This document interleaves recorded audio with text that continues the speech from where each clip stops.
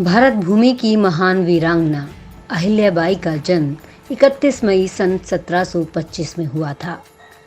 उनके पिता मानकोजी शिंदे एक संस्कारवान व्यक्ति थे।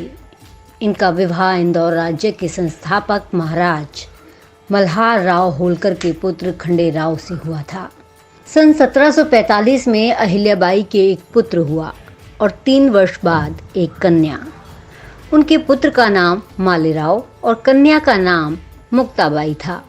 उन्होंने बड़ी कुशलता से अपने पति खंडेराव के गौरव को जगाया।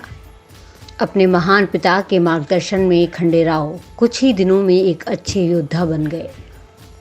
मल्हार राव अपनी पुत्रवधू अहिल्याबाई को भी राजकाज की शिक्षा देते रहते थे। उनकी बुद्धि और चतुराई से वो बहुत प्रसन्न थे। दुर्भाग्यवश मल्हार राव के जीवन काल में ही उनके पुत्र खंडेराव का 1754 ईस्वी में निधन हो गया। इसीलिए मल्हार राव के निधन के बाद राज्य के शासन का भार रानी अहिल्याबाई के कंधों पर आ गया। उनका बेटा मालेराव भी 1766 ईस्वी में दिवंगत हो गया था।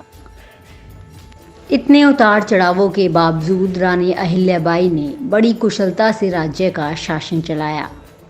उनकी गणना आदर्श शासकों में की जाती है।